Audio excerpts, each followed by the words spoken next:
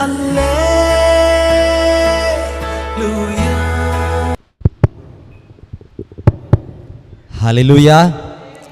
ஹல்லேலூயா. நல்ல இந்த நேரத்திற்காக ஸ்தோத்தரிக்கிறேன். அது மாத்திரமல்ல, இந்த நாளிலையும் கர்த்தருடைய வார்த்தை கொடுக்கும்படியாக அன்போடு இந்த இடத்துல என்னை ஏற்றுக்கொண்ட சபை தேவ மனிதனுக்காக நான் நன்றி செலுத்துகிறேன். அது மாத்திரமல்ல, வந்திருக்கிற எல்லாரையும் அன்போடு வாழ்த்துகிறேன். இந்த நாளில் என்ன வார்த்தை பேச வேண்டும் என்று நேற்றைய தினத்தில் யோசித்து, அதாவது நேற்றைய தினம் எங்களுக்கு சபையில் ஒரு ஆயத்த ஆராதனை உண்டு. இந்த நாளுக்குள்ள பரிசுத்த ஆராதனை அது இப்போ 2 நாட்களாகத்தான், 2 வாரங்களாகத்தான் அது தொடங்கி இருக்கிறதாகவே அதற்கு போய்விட்டு நான் போகிற சபை இதே மாதிரி இந்த அளவு தான் இருக்கும். ஹல்லேலூயா. மனித தேவ பிள்ளைகளும் விசுவாசிகளும் இது கொஞ்சம் குறைவு தான். ஏறத்தாழ ஒரு 50 பேர் இருப்பாங்க. ஆமென். அப்போது அந்த சபை ஊழியக்காரத்தில் சொல்லணும் இல்லையா, ஏன்னா எனக்கு அங்கே என்னைக்கும் சங்கீதம் விளக்கம் கொடுக்கறது அடியான் தான். அப்போது அதற்கு மாற்று காரியத்தை அவர்கள் ஆயத்தப்படுத்த வேண்டுமாக அதை சொல்லிவிட்டு அப்படி மனசில் யோசித்து கொண்டே வந்தேன், என்ன வார்த்தை கொடுக்கலாம் என்று. வீட்டுக்கு வரும்பொழுது பாஸ்டருக்கு கூப்பிடுறதுக்காக நம்பர் எடுத்த பொழுது அதில் அந்த வாட்ஸ்அப்பில் வந்துட்டு இருந்த ப்ரொஃபைல் பிக்சர் அழகான வசனம். ஹல்லேலூயா. அந்த வசனத்தை கர்த்தர் என்னோடு கூட அது இடைப்பட்டார். அதை சற்று தியானித்து இந்த நாளில் உங்களோடு கூட பேசலாம் என்று நினைக்கிறேன். எடுத்துக்கொள்ளலாம். யோவான் அதனுடைய 15வது அதிகாரம் அதனுடைய 7வது வசனம். எடுத்தவர்கள் வாசிக்கலாம். யோவான் அதனுடைய 15:7. நீங்கள் எனிலும் என் வார்த்தைகள் உங்களிலும் நிலைத்திருந்தால் நீங்கள் கேட்டுக்கொள்வது எதுவோ அது உங்களுக்கு செய்யப்படும். ஆமென். ஹல்லேலூயா. இந்த நல்ல வார்த்தை அது பாஸ்டர் அழகாக வைத்திருந்தார்கள். அந்த வசனத்தை தியானிக்கும்படியாக பார்த்த பொழுது அந்த வார்த்தை அதில் பாருங்களேன், நீங்கள் எனிலும் என் வார்த்தைகள் என்று அதில் குறிப்பிடப்பட்டிருக்கிறது. ஹல்லேலூயா. என் வார்த்தைகள் என்று குறிப்பிடுகிறது என்ன என்று கேட்டால், அதனுடைய அந்த விளக்கத்தை நான் தேடின பொழுது அந்த வசனம் எதை குறிப்பிட்டது என்று கேட்டால், வார்த்தை எதா இருந்தது என்று கேட்டால் தேவனா இருந்தது. ஹல்லேலூயா. இதே யோவான் அதனுடைய 1வது அதிகாரம் அதனுடைய 1வது வசனத்தை எடுத்துக்கொள்ளுங்களேன். ஆமென். ஆதியிலே வார்த்தை இருந்தது, அந்த வார்த்தை தேவனிடத்தில் இருந்தது. ஆமென். அந்த வார்த்தை தேவனாய் இருந்தது. ஆகவே இந்த நீங்கள் என்னிலும் என் வார்த்தைகள் என்று சொல்லுகிறது தேவனையே குறிப்பிடுகிறது. அப்போது அது நல்ல ஒரு பாண்டிங் இல்லையா, அது ஒரு நல்ல ஒரு உறவை அந்த இடத்துல தெளிவுபடுத்துகிறது. எப்படி என்று கேட்டால், நாம் தேவனிலும் தேவன் நம்மிலும் இருக்கிற ஒரு அழகான ஒரு பாண்டிங். அதைத்தான் அதில் நிலைத்திருப்பதை குறித்து, அது நிலைத்திருத்தல், உங்களில் நிலைத்திருத்தல், அதை ஆங்கிலத்தில் அழகாக அபைட் என்று உள்ள ஒரு வார்த்தை அதில் வருகிறது. அபைட் அந்த வசனம் ஆங்கில வேதாக புஸ்தகத்தில் நீங்கள் எடுத்து பார்த்தீங்கன்னா தெரியும். அபைட் ஹைட் அல்ல, ஒளித்து கொள்கிறதில் அபைட், அதாவது சார்ந்து கொள்ளுதல். ஆமென். அதாவது தேவனிடத்தில் நம்ம வந்துட்டு நிலைத்திருத்தல். ஹல்லேலூயா. அதாவது ஒரு பற்று, அதை வந்துட்டு அந்த இடத்துல அழகாக அது குறிப்பிடுகிறது. அப்போ இந்த வசனத்தை பார்க்கும் பொழுது, நீங்கள் எனிலும் என் வார்த்தைகள் உங்களிலும் நிலைத்திருந்தால் நீங்கள் கேட்டுக்கொள்வது எதுவோ அது உங்களுக்கு செய்யப்படும் என்று அழகாக குறிப்பிடப்பட்டிருக்கிறது. அப்போது நிலைத்திருக்க வேண்டியதனுடைய அவசியத்தை இந்த நாளில் நாம் பார்க்கும்படியாக கர்த்தர் நமக்கு கிருபை செய்வார். ஏன்னா எதற்காக நாம் நிலைத்திருக்க வேண்டும்? நிலைத்திருப்பதற்கென்று ஒரு காரணம் உண்டு இல்லையா? சும்மா நாம் வந்து நிலைத்திருக்க முடியாது. அப்போ எதற்காக? ஒரு காரணம் இல்லாதபடி நாம் யாரையாவது நிலைத்திருப்போமா? இந்த உலக பிரகாரத்தில் நாம் பார்க்கும் பொழுது ஏதாவது ஒரு காரணம் இல்லாதபடி யாரையாவது நாம் சார்ந்திருக்கிறோம்? நிச்சயமாக இல்லை. ஹல்லேலூயா. ஒரு குடும்ப உறவு என்று நாம் ஏற்பட கர்த்தர் நமக்கு தந்திருந்தால் கூட அதுவும் ஒரு காரணத்திற்காக தான். ஹல்லேலூயா. காரணம் இல்லாதபடி எதுவுமே இல்லை. அதே போலத்தான் தேவனிடத்திலே நாம் நிலைத்திருப்பதும் எதற்கென்று கேட்டால் அதற்கும் நிச்சயமாக ஒரு காரணம் உண்டு. ஆமென். ஆகவே காரணம் இல்லாதபடி கர்த்தர் நம்மை இந்த இடத்துல அழைத்து வரவில்லை. ஹல்லேலூயா.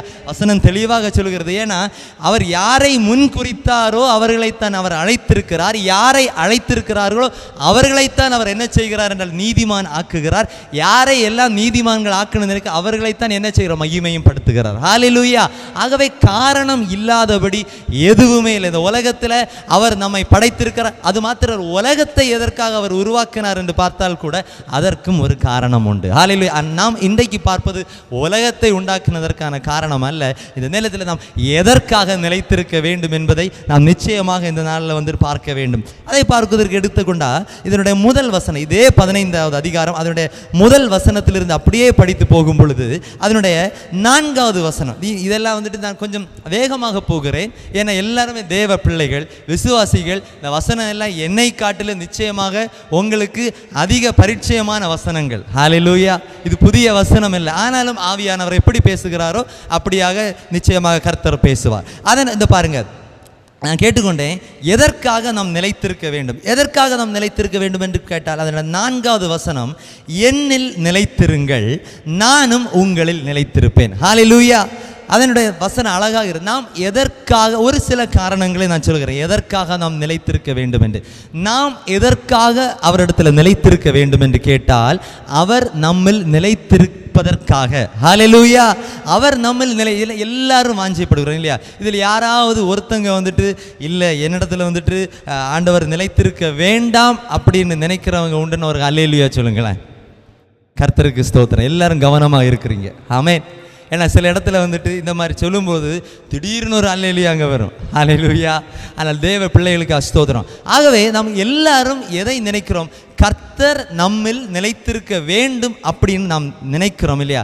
அதற்கு தான் வசனம் சொல்கிறது, என்னில் நிலைத்திருங்கள். அப்போனா நாம் அவரில் நிலைத்திருந்தால் அவர் நம்மில் நிலைத்திருப்பார் என்று இந்த வசனம் பார்த்தீங்கன்னா இந்த 15வது அதிகாரம் அவர் சீஷர்களோடு பேசுகிற ஒரு காரியம். ஹல்லேலூயா. ஆகவே அது அழகாக நம்முடைய கர்த்தர் நல்ல ஒரு போதகர் இல்லையா? அதில் ஏதாவது மாற்று கருத்து உண்டா? இல்லை. நம்மகிட்ட இருக்கக்கூடிய போதகரும் நல்ல போதகர் தான். ஆனாலும் இந்த வேத புஸ்தகத்தில் நம்முடைய இயேசுநாதர் எல்லாரை காட்டிலும் மிகவும் அழகான நல்ல ஒரு போதகர். அவருடைய அந்த போதகங்களை நாம் கேட்டோனானால் அவ்வளவு இனிமையாக இருக்கும். அது அந்த வசனங்களை தியானிக்கிறவர்களுக்கு அது தெரியும். ஆமென். வேத புஸ்தகத்தை தியானிக்கிறவர்களுக்கு தான் அது தெரியும், மற்றவர்களுக்கு இது தெரியாது. ஹல்லேலூயா. ஆகவே வேத புஸ்தகத்தை நாம் தியானிக்கும் பொழுது கர்த்தர் பேசுகிற அந்த காரியங்கள் மிகவும் அருமையாக இருக்கும், வித்தியாசமாக இருக்கும். ஆமென். ஆகவே இந்த நேரத்தில் இந்த 4வது வசனம் தெளிவாக சொல்கிறது, நாம் எதற்கு நிலைத்திருக்க வேண்டும் என்று கேட்டால் அவர் நம்மில் நிலைத்திருக்க நாம் விரும்பினோம், ஆனால் நாம் அவரில் நிச்சயமாக நிலைத்திருக்க வேண்டும். ஹல்லேலூயா. அடுத்து 2வது காரியம், எதற்காக நிலைத்திருக்க வேண்டும். 5வது வசனத்தை பாருங்களேன், நானே திராட்சை செடி. அவர் அந்த இடத்துல ஒரு எக்ஸாம்பிளாக, ஒரு எடுத்துக்காட்டாக திராட்சை செடியை குறிப்பிடுறார். திராட்சை செடி பார்க்காதவர்கள் யாராவது உண்டா? ஹல்லேலூயா.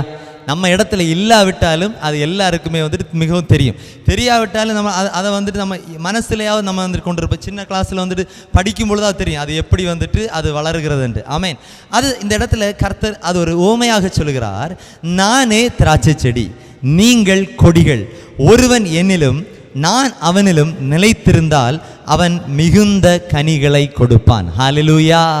ஆகவே நிலைத்திருத்தல் எதற்கு அவசியம் என்று கேட்டால் நாம் கனி கொடுக்கும்படி. ஹல்லேலூயா.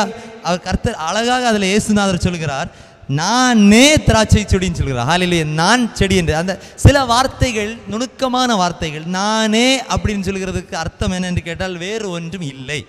ஹல்லேலூயா. நான் என்று சொன்னால் ஒருவேளை நான் என்று சொல்கிறதற்கு ஒரே ஒரு ஆள் தகுதி யாருன்னு கேட்டால் கர்த்தர் தான். ஆனாலும் அவர் நான் கர்த்தர் அப்படின்னு அவர் சொல்கிறார் இல்லையா? அதில் ஒரு படி கூட மேலே நான் நினைக்கிறேன். நானே அப்படின்னா வேற இதற்கு ஆப்ஷன் கிடையாது. ஹல்லேலூயா. அப்போ நானே திராட்சை செடின்னு சொல்கிற அவர் என்ன ஒரு அழகான ஒரு பாக்கியத்தை தருகிறார் என்று கேட்டால், நீங்கள் கொடிகள். அதாவது நாம் யார் என்று கேட்டால் அதில் இருக்கக்கூடிய கொடிகள். அதிலே பாருங்கள், ஒருவன் என்னிலும் நான் அவனிலும் நிலைத்திருந்தால் அவன் மிகுந்த கனிகளை கொடுப்பான். ஹல்லேலூயா. ஆகவே மிகுந்த கனிகளை கொடுக்க வேண்டும், ஆனால் நிலைத்திருத்தல் அவசியமாக இருக்கிறது. ஒருவேளை இந்த திராட்சை செடியை பார்த்தீங்கன்னா அது கொடியாக படர்ந்து போகிறது. அந்த கொடி ஏதாவது ஒரு இடத்துல அறுப்புண்டு போய்விட்டால் அந்த கொடி கனியை கொடுக்குமா என்று கேட்டால் கனி கொடுக்காது. ஹல்லேலூயா. தொடர்பு இல்லை. ஆமென். தொடர்பு இல்லாதபடி கனி கொடுக்க முடியாது. ஹல்லேலூயா. நாம் எல்லாரும் மிகுந்த கனி கொடுக்கிறதற்கல்ல, மிகுந்த கனிகளை கொடுக்கும்படியாக கர்த்தர் நம்மை அழைத்திருக்கிறார். ஹல்லேலூயா. ஆகவே அதற்கு அடிப்படை எது என்று கேட்டால் நிலைத்திருத்தல் அவசியம். நாம் கனி கொடுக்க விரும்புகிற இந்த நாட்களில் அநேக தேவ பிள்ளைகள் வந்துட்டு சில ஆட்களை பார்க்கும் பொழுது அவர்களுக்கு ஒரு வாஞ்சை வரும். எப்படின்னா, இந்த நாட்களில் வாலிப பிள்ளைகளை பார்க்கும் பொழுது, அழகாக பாடி ஆராதிக்கிற தேவ மனிதர்களை பார்க்கும் பொழுது என்ன தோன்றும் என்றால், நானும் அவர்களைப் போல வந்துட்டு என்ன செய்ய வேண்டும், அழகாக பாடி ஆராதிக்க வேண்டும். பயங்கரமான ஊழியர்களை பார்க்கும் பொழுது உள்ளத்தில் ஒரு ஆசை என்னன்னா, இந்த தேவ மனிதனை போல நானும் மாற வேண்டும். அதே மாதிரி ரொம்ப உலக பிரகாரமாக பேசவில்லை, ஆவிக்குரிய காரியத்தில் பேசுகிறேன். பெரிய சபையெல்லாம் வைத்திருக்கக்கூடிய தேவ மனிதர்களை பார்க்கும் பொழுது உள்ளத்தில் வந்துட்டு ஒரு வாஞ்சை இருக்கும் இல்லையா? ஆனால் அதற்கு ஒரு தகுதியான ஒன்று இருக்கிறது. அது என்ன என்று கேட்டால் நிலைத்திருக்க. அவர்கள் எப்படி கனி கொடுக்கிறார்கள் என்று கேட்டால், இந்த நிலைத்திருக்கிறபடியினால். ஹல்லேலூயா. நிலைத்திருக்கிறபடியினால் என்ன செய்ய முடிகிறது என்று கேட்டால் கனி கொடுக்க முடிகிறது. ஆகவே நம்ம இப்போ பார்த்து கொண்டிருக்கிறது எது என்று கேட்டால் காரணங்கள். ஆமென்.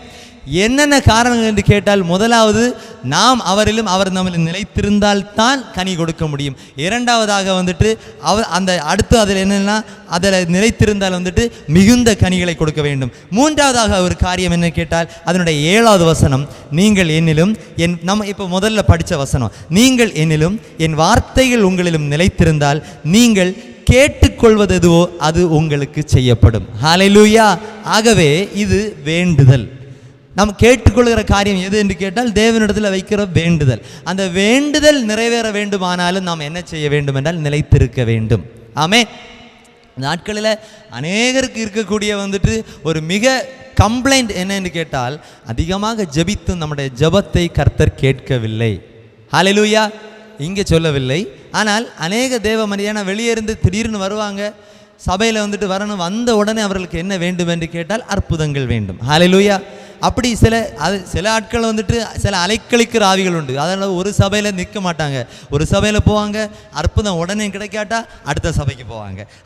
அடுத்து ஒருத்தர் வந்து சொல்லுவாங்க, இன்ன இடத்துல ஒரு தேவ மனிதர் இருக்குது, அங்கே போனால் வந்துட்டு என்ன செய்யும், நல்ல விடுதலை கிடைக்கும், உடனே அங்கே போவாங்க. இப்படி அவர்கள் அலைக்கழிக்கப்பட்டு கொண்டே இருப்பார்கள். ஆனால் அடிப்படையான ஒன்றை அவர்கள் உணராமல் இருப்பார்கள். உணர வேண்டிய காரியம் என்ன என்று கேட்டால், நாம் அவரில் அபைட், அதாவது நாம் அவர்கள் என்ன செய்ய வேண்டும் என்றால் நிலைத்திருக்க வேண்டும். இப்போ என்னன்னா, எல்லாருக்கும் நிலைத்திருக்கிறது, தேவன் மனிதர்களிடத்தில் நிலைத்திருக்க விரும்புகிறார்கள், ஆனால் மனிதர்கள் தேவனிடத்தில் நிலைத்திருக்கிறதுக்கு விரும்புகிறார்களா என்று கேட்டால் அது கொஞ்சம் கடினமான காரியம். ஹல்லேலூயா.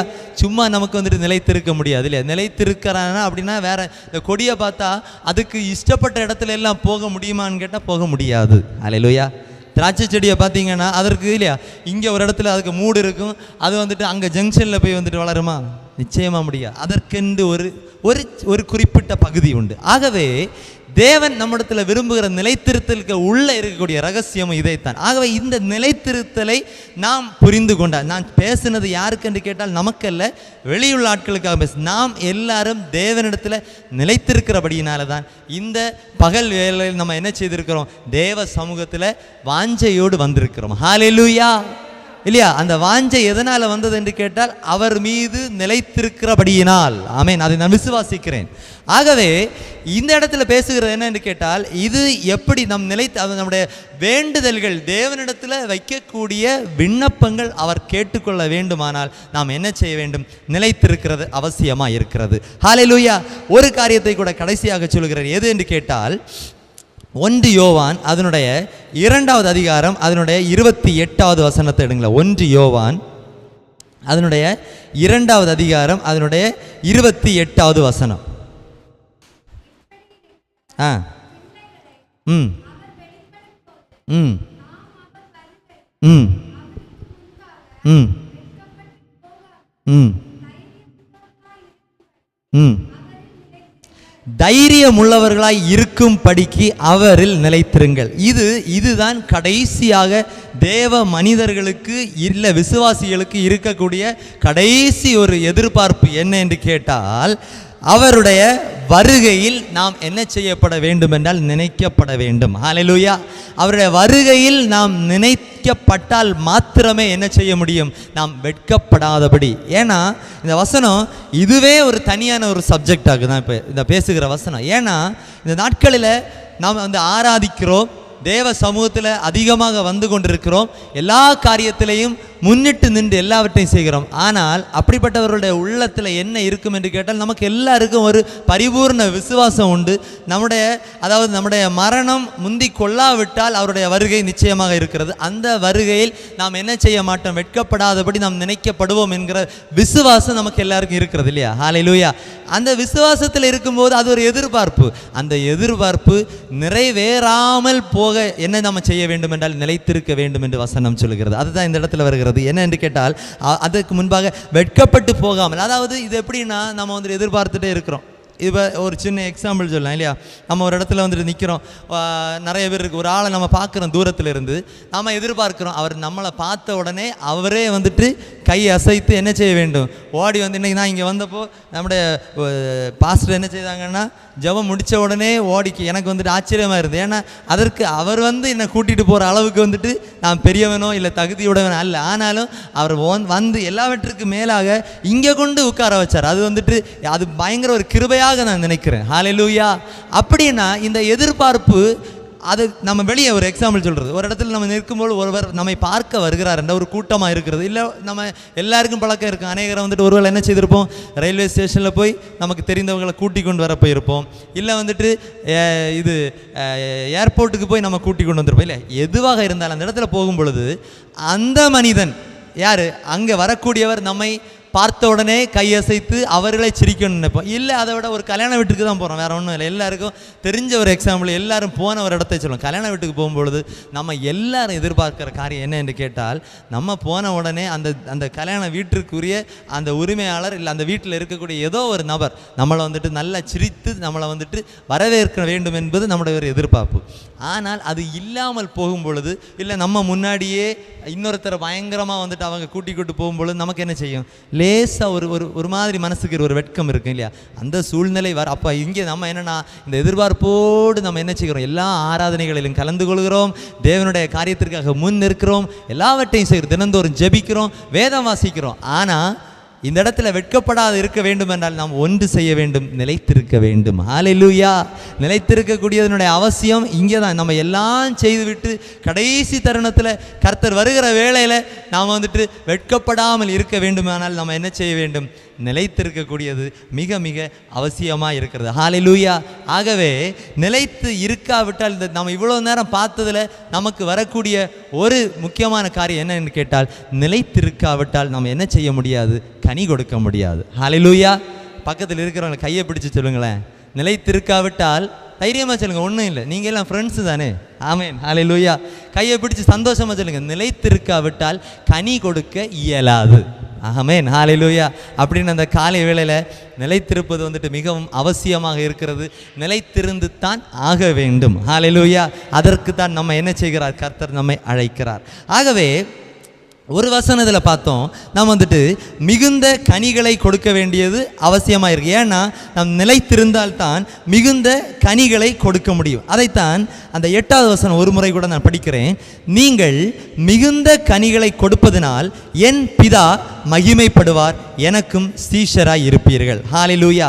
இப்போ ஒரு கேள்வி, எதற்காக நாம் கனி கொடுக்க வேண்டும்? நான் முதல்ல கேட்டேன் ஒரு கேள்வி, எதற்காக நாம் நிலைத்திருக்க வேண்டும்? அதைத்தான் அந்த கேள்விக்கு என்ன, நம்ம என்ன தான் வேத புஸ்தகத்திலிருந்து வசனத்தை எடுத்தாலும் என்ன தான் படித்தாலும் நம்முடைய உள்ளத்தில் ஒரு கேள்வி வரும் இல்லை? அந்த காலை வேளையில் திடீர்னு வந்து நிலைத்திருக்கிற காரியத்தை குறித்து இவன் பேசி கொண்டிருக்கிறான், நம்ம இப்போ நிலைத்திருக்க வேண்டிய அவசியம் என்ன என்று தோன்றினால் அதற்கு தான் அந்த வசனங்களை நான் முதலாவது பேசினேன். இப்பொழுது 2வது ஒரு கேள்வி என்ன என்று கேட்டால், எதற்காக நாம் கனி கொடுக்க வேண்டும்? ஹல்லேலூயா. இப்போ சொன்னேன், நிலைத்திருக்காவிட்டால் கனி கொடுக்க இயலாதுன்னு நீங்கள் மாறி மாறி கை கொடுத்து நீங்கள் சந்தோஷமாக சொன்னீங்க தானே. இப்போ ஒன்று உங்களுக்கு உள்ளாடி நீங்கள் கேட்கணும், என்னென்னா, நான் வந்துட்டு எதற்காக நான் கனி கொடுக்க வேண்டும்? ஹல்லேலூயா. அந்த வசனம் தான் இதில் வருகிறது. நீங்கள் மிகுந்த கனிகளை கொடுப்பதனால் என் பிதா மகிமைப்படுவார், எனக்கும் சீஷராக இருப்பேன். 2 காரியம் அந்த இடத்துல தெளிவாக இருக்கிறது. நாம் கனி கொடுக்கும் பொழுது நம்ம என்ன செய்கிறோம், நாம் கனி கொடுக்கும் பொழுது யார் மகிழ்ச்சி அடைவா? வசனம் சொல்கிறது பிதா மகிமைப்படுவார். பொதுவாக பார்த்தீங்கன்னா நான் வந்துட்டு ரொம்ப நல்ல காரியங்களை நான் செய்து கொண்டே இருக்கிறேன், என்ன ஒருத்தர் வந்துட்டு என்னை புகழ்கிறார் என்று கேட்டால் நான் தான் மகிமைப்படுகிறேன். ஹல்லேலூயா. இல்லையா? ஒரு உலக மனிதன் பயங்கரமாக எல்லாருக்கும் உதவிகளை செய்கிறார். அந்த இடத்துல வந்துட்டு அவரை என்ன செய்ய, இன்றைக்கி வந்துட்டு எல்லா இடத்துலையும் நடக்கிறதா, எல்லாரும் வந்துட்டு சில ஆட்கள் வந்துட்டு உதவி செய்கிற எதற்காக என்று கேட்டால் அவர்களுடைய பெயர்கள் வெளியே வரும்படியாகத்தான் உதவி செய்கிறார் இல்லையா. ஆனால் நான் என்ன நினைப்பேன்னா, சரி எப்படியோ ஒரு ஆளுக்கு வந்துட்டு உதவி கிடைத்தது என்று நான் நினைக்கிறது வழக்கம். யாருடைய பேர் வந்தாலும் சரி பரவாயில்ல, ஒரு ஆளுக்கு வந்துட்டு உதவி கிடைக்கிறது என்று. ஆனால் இந்த காலை வேளையில் வசனம் நமக்கு என்ன சொல்கிறது, நீங்கள் மிகுந்த கனிகளை கொடுப்பதனால் என் பிதா மகிமைப்படுவார் என்று இயேசுநாதர் சொல்கிறார். ஹல்லேலூயா. ஆகவே இந்த இடத்துல நான் வந்துட்டு கனி கொடுக்க வேண்டும். எதற்கு கனி கொடுக்க வேண்டும் என்று பார்த்து கொண்டிருக்கிறோம். அதற்கு ஒரு காரணம் எது என்று கேட்டால் பிதா மகிமைப்படும்படியாக. அது பாருங்க எவ்வளவு சந்தோஷமான காரியம் இல்லையா. இன்னைக்கு பிள்ளைகளை எடுத்துக்கொள்ளலாம். பிள்ளைகள் சில காரியங்கள் பெருமைக்குரிய ஒரு காரியம், அதாவது நல்லா படித்து நல்ல கல்வி நல்ல ஒரு மதிப்பெண் +2ல் வந்துட்டு நல்ல மார்க் எடுத்தது. யாருக்கு பெருமை? பிள்ளைக்கு பெருமை. அதை காட்டிலும் யாருக்கு பெருமைன்னு கேட்டால் பெற்றோர்களுக்கு பெருமை இல்லையா. ஆமேன். அப்படி தானே எல்லாம் இங்கே ஃப்ரெண்டில் இருக்கிறவங்க நல்ல சந்தோஷமாக சிரிக்கிறாங்க. ஏன்னா அப்படி ஒரு அனுபவம் வரும் பொழுது பிள்ளைகள் பெருமைப்பட்டால் அதை காட்டிலும் அந்த பெருமை யாருக்கு இருக்குது என்று கேட்டால் பெற்றோர்களுக்கு இருக்கும். ஆமேன். அது வந்துட்டு அது உலக பிரகாரம் வந்து அல்ல, அது ஒரு உள்ளத்தில் இருந்து வருது. அதுக்காக பயங்கரம் சொல்லி அப்படி நடக்கிறது அல்ல.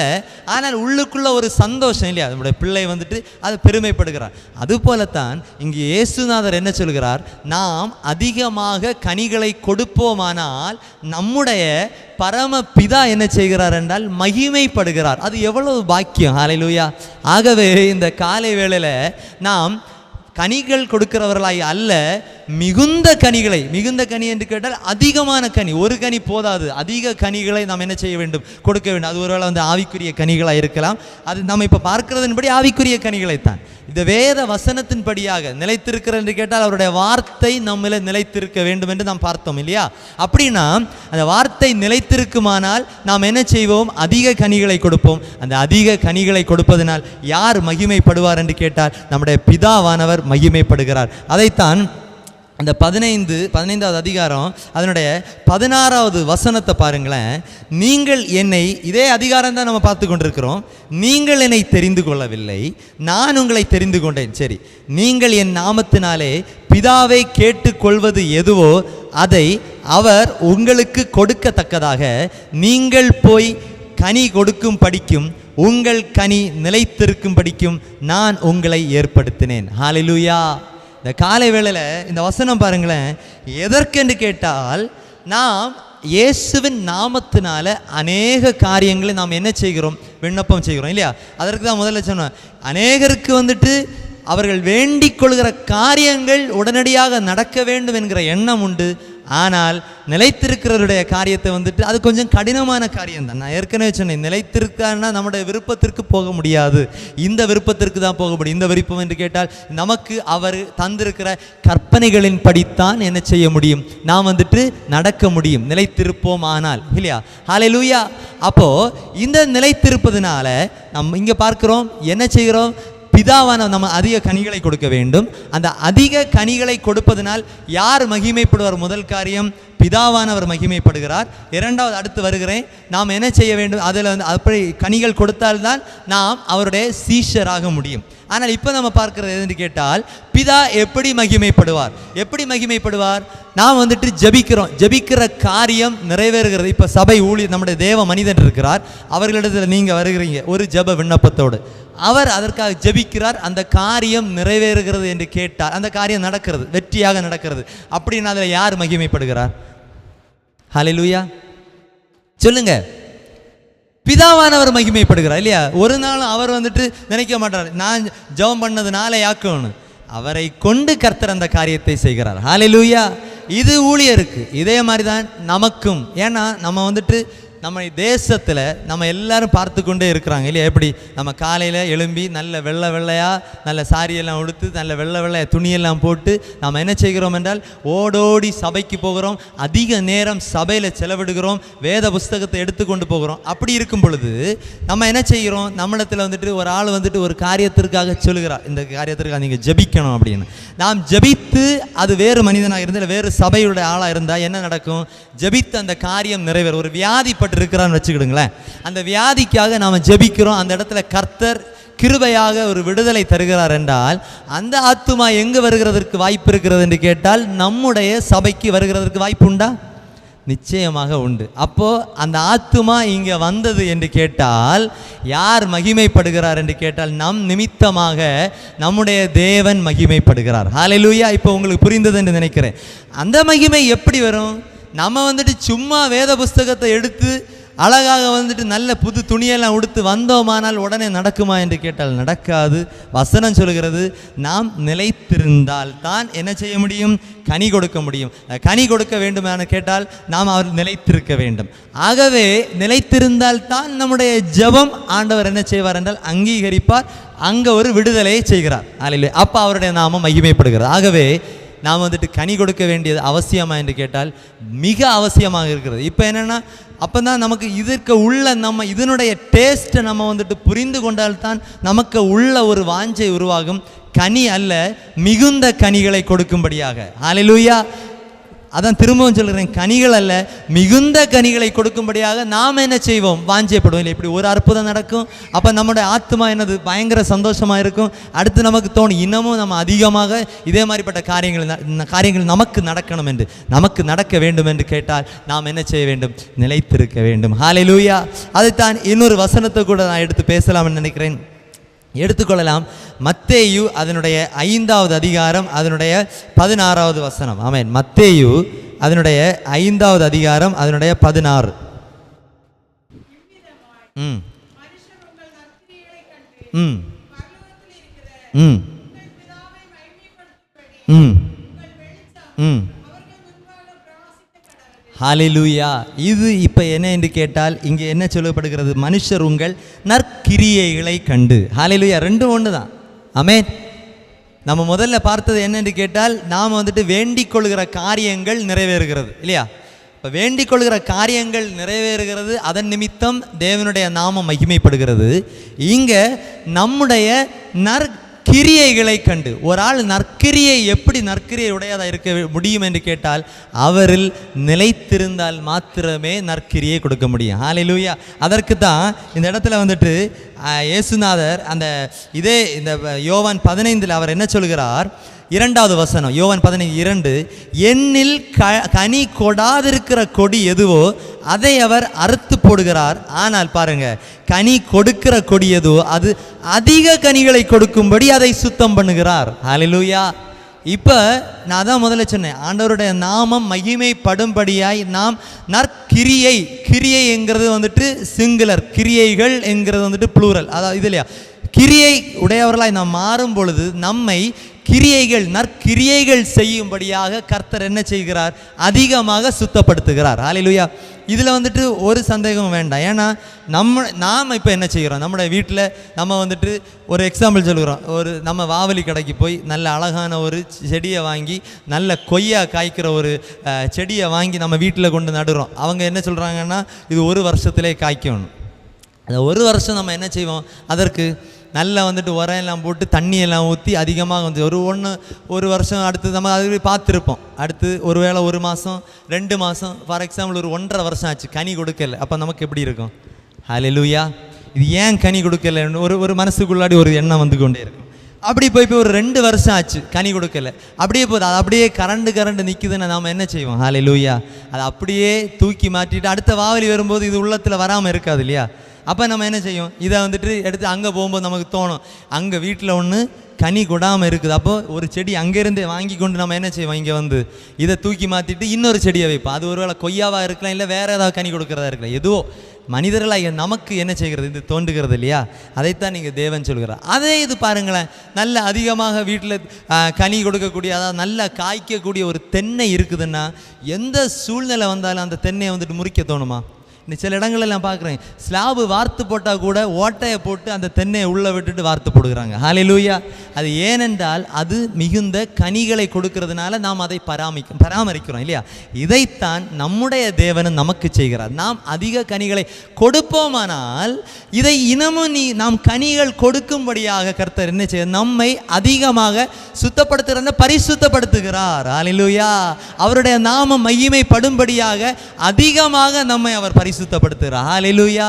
இதற்கு தான் நம்மை கர்த்தர் இந்த காலை வேளையில் அழைக்கிறார். ஹல்லேலூயா. இரண்டாவது காரியம் நான் சொன்னேன் முதல்ல அந்த 15 அதனுடைய 8வது வசனம் தான், இதுதான் பிதா மகிமைப்படுகிறது. இரண்டாவது காரியம் அதை கொஞ்சம் டீட்டெயிலாக பார்க்கலாம் என்று நினைக்கிறேன். எது என்று கேட்டால், நாம் அவருக்கு சீஷராகிறது. ஹல்லேலூயா. அங்கே தான் இயேசுநாதர் சொல்கிறார், எனக்கும் சீஷராய் இருப்பீர்கள். ஹல்லேலூயா. இந்த காலை வேளையில் கர்த்தர் எதற்காக நம்மை அழைக்கிறார் என்று கேட்டால், அவருடைய சீஷர் ஆகும்படியாக நம்மை அழைக்கிறார். ஹல்லேலூயா. ஏன்னா நாம் அதற்கு தானே வந்திருக்கு. நாம் யாருடைய பிள்ளைகள் என்று கேட்டால் இயேசுவின் பிள்ளைகள். அதில் மாற்று கருத்து உண்டா? இல்லை. ஆகவே நாம் யாரை பின்பற்றுகிறோம் என்று கேட்டால் இயேசுவை பின்பற்றுகிறோம். இந்த இடத்துல அதுதான் அவர் சொல்கிறார். அவர் சொல்ல, நானே வழியும் சத்தியமும் ஜீவனுமாக இருக்கிறேன் என்று எங்கே சொல்கிறார்? இங்கே அதனுடைய 14வது அதிகாரம், இதே யோவான் 14 அதனுடைய 6வது வசனம் பாருங்க, நானே வழியும் சத்தியமும் ஜீவனுமாக இருக்கிறேன். ஹல்லேலூயா. ஆகவே நாம் யாரை பின்பற்றுகிறவர்கள் என்று கேட்டால் நாம் இயேசுநாதரை பின்பற்றுகிறவர்கள். ஆகவே இயேசுவே என்ன சொல்கிறார்? இந்த கனிகள் கொடுக்கிறது நிமித்தம் 2 காரியம். ஒன்று, பிதாவானவர் மகிமைப்படுகிறார். இரண்டாவது காரியம் எது என்று கேட்டால் சீஷர் ஆகிறது. ஹல்லேலூயா. ஆகவே இப்போ ஒரு காரியம், சீஷர் ஆகிறது வந்துட்டு அவ்வளோ எளிதான காரியமா என்று கேட்டால் தேவ பிள்ளைகளுக்கு எளிதான காரியம், வெளியே உள்ள உலகத்தாருக்கு வந்துட்டு மிக மிக மிக கடினமான காரியம். ஹல்லேலூயா. அதில் தான் சந்தேகம் உண்டா? ஹல்லேலூயா. இதில் சந்தேகமே வேண்டாம். தேவ பிள்ளைகளுக்கு இது வந்துட்டு எப்படின்னு கேட்டால் ஆக்சுவலி ஈஸி. ஆமென்.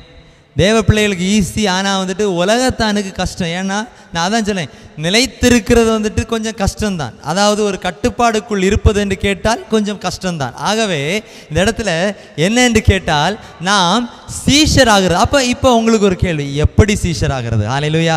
உங்களுக்கு எல்லாருக்கும் தெரியும், ஒருவேளை ஒரு சிலருக்கு தெரியாமல் இருக்கலாம் இல்லையா சீஷர் ஆகிறது. ஏன்னா சீஷர் ஆகிற காரியத்தை குறித்து அறிந்தால் மாத்திரமே நாம் என்ன செய்யப்பட முடியும்? ரட்சிப்பிற்குள் வர முடியும். ஹல்லேலூயா. இல்லையா? அந்த காரியங்களை எல்லாம் ஏற்றுக்கொண்டு தான் நாம் என்ன செய்கிறோம் என்ற அந்த ரட்சிப்பை ஏற்றுக்கொண்டோம். அதை அதற்கு ஒப்பு கொடுத்து நாம் என்ன செய்கிறோம்? ஞானஸ்நான சத்தியத்திற்குள்ளாக வந்து நீதியை நிறைவேற்றி கொண்டு இந்த இடத்துல கிருபையாக அவருடைய நாமத்தை மகிமைப்படுத்தி கொண்டிருக்கிறோம் இல்லையா? அதில் சந்தேகம் வேண்டாம். அப்போது இந்த இடத்துல நான் கேட்கக்கூடிய ஒரு காரியம் என்னன்னு கேட்டால், இப்போ உங்கள் உள்ளத்தில் வந்துட்டு சிலருக்கு இந்த கேள்வி வரும், எனக்கும் கேள்வி வந்தது. ஹல்லேலூயா. எனக்கும் கேள்வி வந்தது. எப்படின்னு கேட்டால், சீஷர் ஆகிறது எப்படி அவருடைய சீஷராக முடியும் என்று. ஹல்லேலூயா. அதற்கு ஒரு சில காரியங்கள் முக்கியமாக வருகிறது. முதலாவது காரியம் எது என்று கேட்டால் தெரிந்து கொள்ளுதல் வேண்டும். ஹல்லேலூயா. அவருடைய சீஷர் ஆகிறதற்கு எது மிக மிக மிக அடிப்படையான காரியம் என்று கேட்டால் தெரிந்து கொள்ளுதல். அதற்கு தான் சொன்னேன், யாரை அவர் முன் குறித்தாரோ. ஹல்லேலூயா. முன் குறிக்காதபடி இன்னைக்கு பாருங்க, அநேகர் வந்துட்டு ஊழியங்களில் வர வேண்டும் என்று வாஞ்சை, ஆனால் கர்த்தர் அனுமதியாதவர்கள் ஊழியங்களில் நிற்க முடியுமா என்று கேட்டால் நிச்சயமாக முடியாது. ஹல்லேலூயா. இதற்கு வந்துட்டு உங்களுக்கே தெரியும் இல்லையா? நீங்களே அநேகரை நீங்கள் பார்த்துருப்பீங்க. ஏன்னா ஊழியங்கிறது வந்துட்டு கர்த்தருடைய காரியம். அதே மாதிரி தான் இந்த ரட்சிப்பு யாருடையது என்று கேட்ட வசனம் நமக்கு கற்றுத்தருகிறது. ரட்சிப்பு கர்த்தருடையது. இன்றைக்கு அநேகர் வந்துட்டு முட்டி மோதுகிறார்கள் ரட்சிப்புக்குள்ளே வரணும். ஆனால் வந்துட்டு அது முன் குறிக்கப்பட்டால் அது வந்துட்டு நடக்கவே நடக்காது. ஹல்லேலூயா. அவர் யாரை தெரிந்து கொண்டாரோ அவர்களைத்தான் அவர் என்ன செய்கிறார் என்றால் அழைக்கிறார். ஹல்லேலூயா. அதுதான் நான் முதல்ல சொன்னேன். ஆகவே இந்த வசனம் எதை சொல்கிறது என்ற சீஷன் ஆகிறதற்கு முதல் காரியம் எது என்று கேட்டால் ஒரு தெரிந்து கொள்ளுதல் அவசியம். அதற்கு ஆதாரமாக ஒரு வசனத்தை எடுத்துக்கொள்ளலாம். மார்க்கு அதனுடைய 3வது அதிகாரம் அதனுடைய 13வது வசனம். மார்க், அதாவது அவர் எப்படி அந்த சீஷர்களை தெரிந்து கொள்கிறார் என்று மார்க்கு அதனுடைய 3வது அதிகாரம் அதனுடைய 13 படிங்களேன்.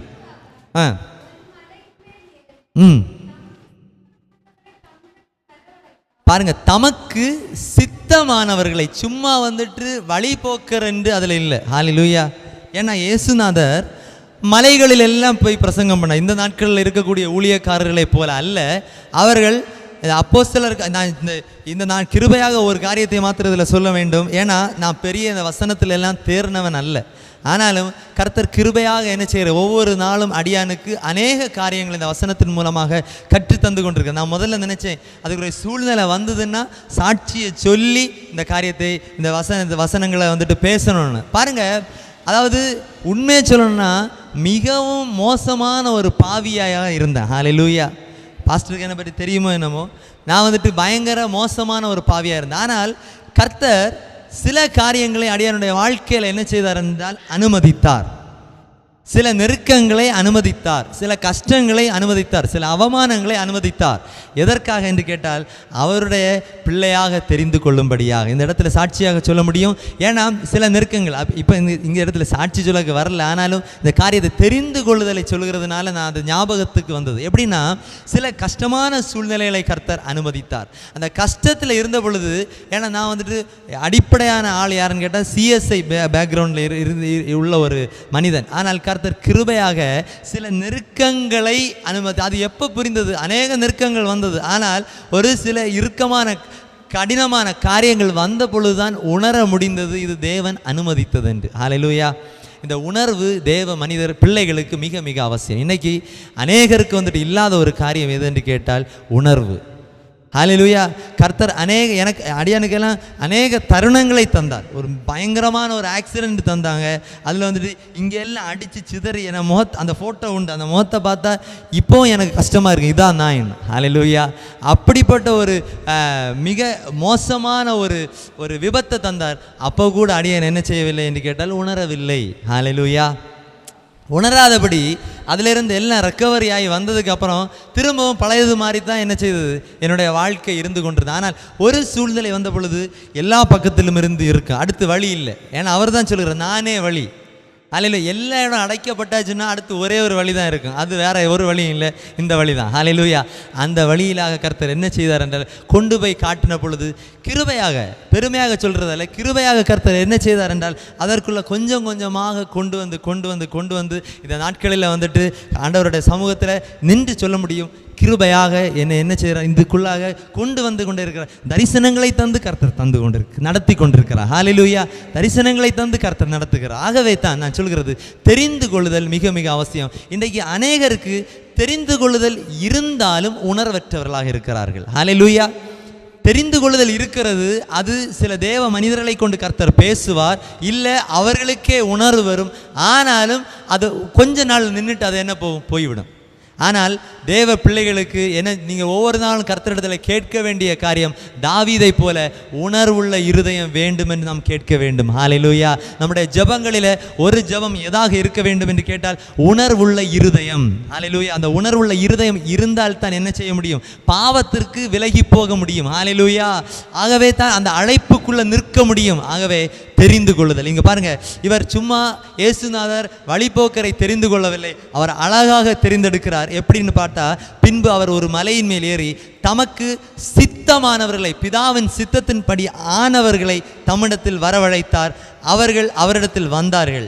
அப்பொழுது எதற்காக தெரிந்து கொள்கிறார் பாருங்க, அவர் 12 பேரை தெரிந்து கொண்டு, 14வது வசனம், அப்பொழுது அவர் 12 பேரை தெரிந்து கொண்டு அவர்கள் தம்மோடு கூட இருக்கவும் பிரசங்கம் பண்ணும்படியாக தாம் அவர்களை அனுப்பவும் வியாதிகளை குணமாக்கி பிசாசுகளை துரத்தும்படி அவர்கள் அதிகாரமுடையவர்களாய் இருக்கவும் அவர்களை ஏற்படுத்தினார். ஹல்லேலூயா.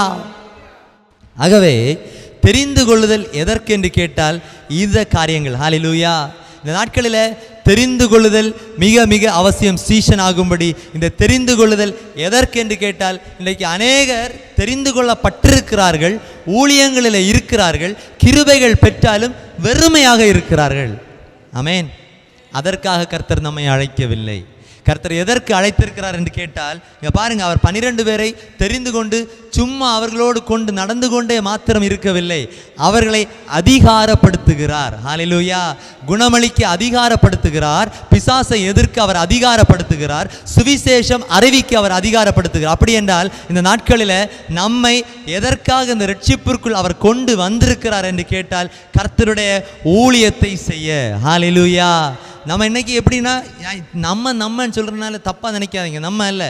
அது என்னென்னா, இன்றைக்கு அநேகர் இந்த காரியங்களிலெல்லாம் சரியாக இருந்தாலும் ஜெபம் எப்படி இருக்கிறது என்று கேட்டால், அதிக நேரம் ஜெபிக்கிறாள். யாருக்கு என்று கேட்டால் அவர்களுக்காகவும் அவர்களுடைய குடும்பங்களுக்காகவும் சுயநலமான ஜெபம். ஹல்லேலூயா. ஆனால் அப்படி அல்ல. கர்த்தர் எதற்கு நம்மை அழைத்திருக்கிறார்? வெளியே இருக்கக்கூடிய அடுத்த ஒரு கூட்டத்தை உள்ள கொண்டு வரும்படியாக. ஆமென். அதற்கென்று தான் இயேசுநாதர் சீஷர்களை எதற்கு ஏற்படுத்தினார், எதற்கு பழக்குவித்தார் என்று கேட்டால் நம்மை அடுத்து அவருக்குள்ள கொண்டு போகும்படியாக, இல்லையா? அந்த சீஷர்கள் வழியாகத்தான் என்ன சுவிசேஷம் எல்லா இடமும் பரவப்பட்டது. அந்த சுவிசேஷம் நமக்கு வந்தபடியினால தான் இருளில் கிடந்த நாம் என்ன செய்தோம் என்றால் பெரிய வெளிச்சத்தை கண்டு கொண்டோம். ஹல்லேலூயா. ஆகவே இந்த தெரிந்து கொள்ளுதல் எதற்கென்று சீஷன் ஆகும்படியாக நம்ம எல்லாருக்கும் விருப்பம் இருக்கும். இன்னைக்கு அதை தான் 2 காரியமாக இதில் சொல்லிக் கொண்டிருக்கிறேன். சிலருக்கு தெரிந்து கொள்ளுதல் தெரியாமல் இருக்கிறார்கள், அவர்களுக்கு இதை பேசி கொண்டிருக்கிறேன். இன்னொன்று, தெரிந்து கொள்ளுதல் இருந்தும் அதில் வந்துட்டு உதாசீனப்படுத்துகிறவர் என்ன செய்ய வேண்டும்? இந்த காலை வேளையில இந்த நாளில் தேவ சமூகத்தில் ஒப்பு கொடுத்து ஒரு புதிய ஹல்லேலூயா, ஹல்லேலூயா. நல்ல இந்த நேரத்திற்காக ஸ்தோத்தரிக்கிறேன். அது மாத்திரமல்ல, இந்த நாளிலையும் கர்த்தருடைய வார்த்தையை கொடுக்கும்படியாக அன்போடு இந்த இடத்துல என்னை ஏற்றுக்கொண்ட சபை தேவ மனிதனுக்காக நான் நன்றி செலுத்துகிறேன். அது மாத்திரமல்ல, வந்திருக்கிற எல்லாரையும் அன்போடு வாழ்த்துகிறேன். இந்த நாளில் என்ன வார்த்தை பேச வேண்டும் என்று நேற்றைய தினத்தில் யோசித்து, அதாவது நேற்றைய தினம் எங்களுக்கு சபையில் ஒரு ஆயத்த ஆராதனை என்ன செய்ய வேண்டும்? அவர்களுக்காக நாம் திறப்பில் நிற்க வேண்டும். ஹல்லேலூயா. காலை வேளையில கர்த்தர் தெளிவாக பேசுகிறார். என்ன என்று கேட்டால், அவர்களுக்காக நாம் ஜெபிக்கிறவராய் மாறுவோமானால் நம்மை கொண்டு இன்னமும் அதிகமான காரியங்களை செய்யும்படி கர்த்தர் என்ன செய்வார்? நம்மை உபயோகப்படுத்த அவர் வல்லவராய் இருக்கிறார். ஆமென். இரண்டாவது காரியம் பாருங்க. அடுத்த ஒரு வசனம் எடுத்துக்கோங்க. யோவான் அதனுடைய 8வது அதிகாரம் அதனுடைய 31வது வசனம். ஏன்னா எனக்கு அங்க யோவான் 8 அதனுடைய 31. அப்போ அதற்கு மாற்று காரியத்தை அவர்கள் ஆயத்தப்படுத்த வேண்டுமாக அதை சொல்லிவிட்டு அப்படி மனசுல யோசித்து கொண்டே வந்தேன், என்ன வார்த்தை கொடுக்கலாம். ஆமென். ஹல்லேலூயா. இங்க நிலைத்திருக்கிற காரியத்தை தான் நாம் என்ன செய்கிறோம்? தியானித்துக் கொண்டிருக்கிறோம். அந்த நிலைத்திருக்கிறதற்கு இன்னொரு இடத்துல இயேசுநாதர் எப்படி சொல்கிறார்? நீங்கள் என் உபதேசத்தில் நிலைத்திருந்தால். கர்த்தர் என்னோட அது இடைப்பட்ட எப்படி அப்படி இப்படின்னு போனாலும் எல்லாம் ஒண்ணு. உபதேசம் உங்களோட பேசலாம். இந்த உபதேசம் எது? இப்ப நான் அடியான் பேசிக்கொண்டு உபதேசம் எதிலிருந்து வருகிறது? 15வது வேத புத்தகத்தில் 7வது வசனம். ஹல்லேலூயா. அதைத்தான் முதல்ல சொன்னேன். வார்த்தை, அந்த வார்த்தை தான் தேவன், தேவன் தான் வார்த்தை. அந்த வார்த்தை தான் நமக்கு அவர் தந்திருக்கிற இந்த உபதேசம். ஆகவே வார்த்தைகள் இந்த உபதேசத்தில் நாம் நிலைத்திருப்போம். ஆனால் ஆட்டோமேட்டிக்கலி நாம் அவருடைய சீஷர்கள். அது ஹல்லேலூயா. ஆமென். அப்ப நமக்கு வேற ஒண்ணும் வேண்டாம். இதுக்கு நம்ம வார்த்தை நமக்கு தந்திருக்கக்கூடிய அழகான ஒரு மேனுவல் அப்படின்னு நான் சொல்லுவேன். மேனுவல்னா எல்லாருக்கும் தெரியல. நம்ம வந்து அந்த மொபைல வாங்குறோம் இல்லையா? தியானிக்கும்படியாக மொபைல் வாங்குறோம், இல்ல ஒரு எலக்ட்ரானிக் இந்த டிவி இருக்குது, எது வாங்கினாலும் நீங்களோடு கூட வருகிறது தான் எதுன்னு கேட்டால் ஒரு மேனுவல். அது எப்படி ஆபரேட் ஹல்லேலூயா, அதுல என்னென்ன இருக்குது அப்படிங்கறது ஒரு அழகான ஒரு மேனுவல் என்ன என்று கேட்டா அது இருந்தால் மாத்திரமே அந்த என்ன செய்ய முடியும். அத வந்துட்டு நமக்கு இயக்க முடியும். ஏன்னா இந்த நாட்கள் கேட்டால் வார்த்தை எல்லாம் வந்துட்டு பார்க்கிறது தேவனாய் இருந்தால் உபயோகங்கள் இதே வித்தியாசமாக என்னுடைய அதை எவ்வளவுதான் அதை கற்று தேர்ந்தவர்களா இருந்தாலும் அந்த மேனுவல் இருந்தாதான் என்ன செய்ய முடியும் என்றால் அதனுடைய ஆதியிலே வார்த்தை அறிந்து என்ன செய்ய முடியும், அதை உபயோகப்படுத்த முடியும். அந்த வார்த்தை தேவனிடத்தில் இருந்தது. மனிதராகிய நமக்கு கர்த்தர் தந்திருக்கக்கூடிய வார்த்தை தேவனாய் இருந்தது. ஆகவே இந்த நீங்கள் என்னிலும் இந்த வேத புத்தகத்தை நாம் அழகாக தியானித்தோமானால் தான் ஒவ்வொரு நாளும் ஒரு எப்படி நடக்க வேண்டும். இந்த நாட்கள் பொல்லாத உறவை கர்த்தர் நம்மை விட்டிருக்கிறார் இல்லையா? இந்த நாட்களில் வெளியே போனீங்கன்னா அவ்வளவு பொல்லாதான ஒரு உலகம், யாரை விழுங்கலாம் என்று பிசாசான வகை தேடிக்கொண்டே நம்மிடத்தில் ஒரு மேனுவல் இருக்கிறது. கர்த்தர் கிருபையாக தந்திருக்கிற மேனுவல் செய்ய வேண்டும்.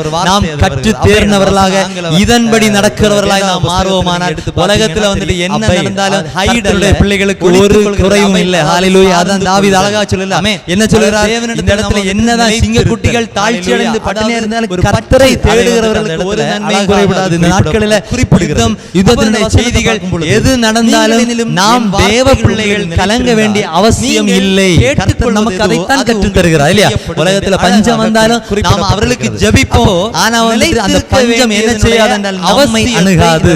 உலகத்துல கொள்ளை நோய்கள் வந்தாலும் அந்த கொள்ளை நோய்கள் என்ன செய்யாது, நம்முடைய வாசல்களில் வராது. ஏன்னா நம்ம இதன்படி நடந்தால் ஹalleluya, சும்மா நாம வந்து நிலைத்திருக்க அதான் மறுபடியும் சொல்றேன், எதற்காக நடந்தால் மாத்திரமே. நாம் யாரையாவது சபைக்கு வந்தால் உடனே வந்துட்டு இந்த அப்படி நடக்குமா என்று கேட்டால் நிச்சயம் நடக்காது ஹalleluya. ஏன்னா அப்படி பார்த்தா யாரையாவது நாம் இந்த கொரோனா வந்த பொழுது கிறிஸ்தவர்கள் யாரும் குடும்ப உறவு என்று நாம் கிறிஸ்தவர்களும் இறந்தாங்க. அதுவும் ஒரு காரணத்திற்காக இதன்படி நடந்தவர்கள் காரணம் கஷ்டம் கஷ்டம் இல்லை. அதே போல தான் இருந்திருக்கிற வேலை வந்தவர்கள் அந்த நாட்களில் இருந்திருக்கலாம் இல்லையா, அது என்ன கஷ்டப்படாத ஒரு காரணம் உண்டு ஹalleluya. ஆகவே அநேக சாட்சிகள் உண்டு, அநேகரை ஊழியருக்கு தெரியும், உங்களுக்கு தெளிவாக சொல்கிறது. அப்போ நான் சொல்லுகிறேன் யாரை கேட்டால் அழகாக நமக்கு சொல்கிறார், நிலைத்திருந்தால் தான் நாம் என்ன செய்ய முடியும், அவர்களை அவருடைய சீஷராக நமக்கு யாரை எல்லாம் நீதிமான்கள் இப்ப நம்ம பார்த்துட்டு இருக்கிறது சீஷராகிறது ஹalleluya. ஆகவே காரணம் இல்லாத தெரிந்து கொள்ளுதல். இரண்டாவது காரியம் எது தேவை, அவர் நம்மை படைத்து நிலைத்திருப்பது அவசியமாக இருக்கிறது.